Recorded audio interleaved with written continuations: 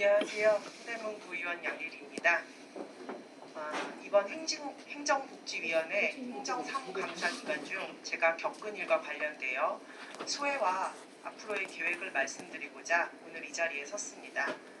먼저 회복적 정의 관점에서 이 사건을 다루어 주셨던 서대문 구의회 윤유현 의장님과 이종석 윤리특별위원장님께 감사의 말씀을 드립니다. 특히 본회의 모두 발언에서 공식적이고 공개적으로 유감 표명과 재발 방지를 약속해 주신 윤유현 의장님께 이 자리를 빌려 다시 한번 감사 말씀을 드립니다.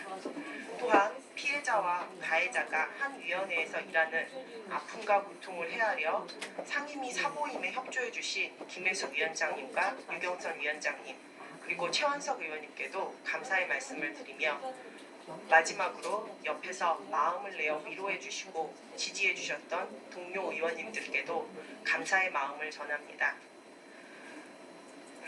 얼마 전 꽃다운 나이에 연예인 셜리와 구하라가 악플로 극단적인 선택을 하였습니다. 서울 남부지검에 근무하던 고 김홍영 검사는 33살이라는 젊은 나이에 부장검사의 후원으로 극단적인 선택을 하였습니다. 제가 이번 일을 겪기 전까지는 이런 일들을 보면서 안타깝고 마음은 아팠지만 솔직히 그 아픔과 고통을 깊이 공감하지는 못했습니다. 더 솔직히 말하자면 나약한 사람들이라 생각하기도 했습니다. 그러나 제가 피해 당사자가 되고 보니 그들은 나약한 사람이 아닌 주위 사람들의 지지와 도움이 절실히 필요로 하는 사람들이었습니다. 물리적 폭력이든 언어적 폭력이든 피해자에게는 큰 상처를 남깁니다. 가해자는 옛날 일로 넘길 수 있겠지만 피해자는 그날 일로 남습니다. 마음의 상처는 폭력을 당한 그 당시에 생기기도 하지만 제가 이번 일을 겪어보니 상처가 더 깊어지고 넓어지는 것은 사건 이후 가해자의 행동과 태도에 의해서입니다. 그 상처가 아물고 새살이 돋아나기 위해서는 가해자의 진정성 있는 사과가 반드시 필요합니다. 그러나 누구나 잘못은 하기는 하지만 누구나 사과를 하지는 않습니다. 사과를 한다고 해서 사람이 바뀌는 것은 아니지만 사과조차 하지 않는 사람은 절대로 바뀌지 않습니다. 불행히도 가해자의 사과나 재발 방지 약속이 없더라도 주위 사람들이 따뜻한 위로와 지지는 상처를 아물고 흉터 없이 새살이 돋게 할 수 있는 힘이 있습니다. 그런 점에서 저는 대단히 좋은 주위 사람들이 있는 운 좋은 사람들입니다. 제가 운이 좋다고 한 이유는 대부분 이런 일들이 벌어졌을 때 피해자를 보호하고 옹호하기보다는 피해자에게 가만히 있을 것을 요구합니다. 피해자가 너무 예민하다고도 말합니다. 제가 만약 여성이 아닌 건장한 남성의 평의원이 아닌 의장이나 부의장이었다면 초선이 아닌 다선이었다면 제가 좀 더 나이가 많았다면 이런 일을 겪지 않았을 거라고 생각합니다. 이처럼 피해자들은 가해자보다 힘이 없는 사람들입니다.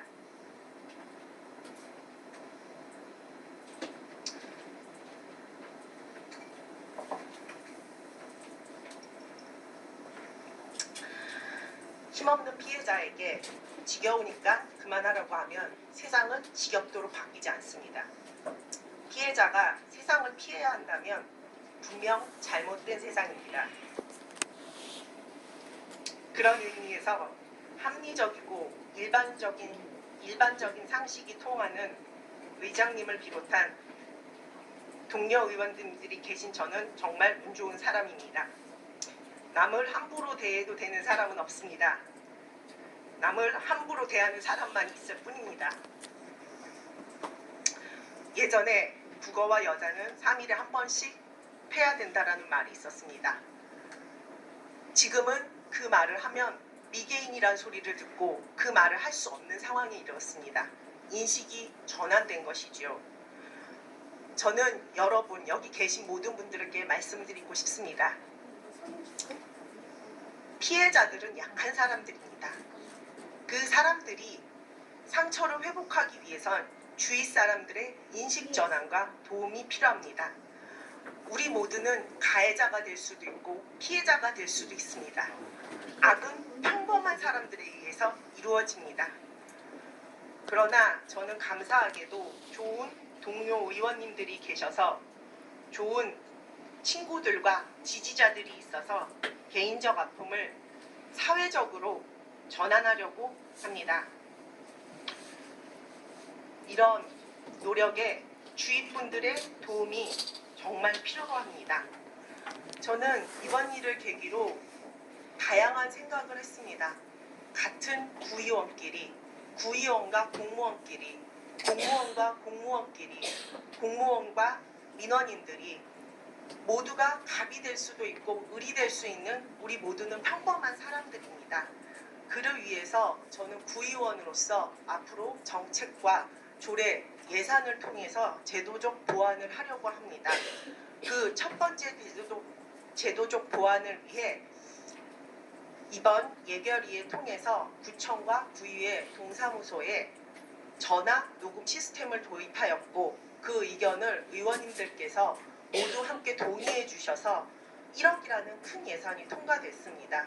이것은 함께 해주신 의원님들의 인식 전환과 지지에 의한 것이라고 생각합니다. 또한 저는 앞으로 권리부호 센터도 만들어 볼 생각입니다.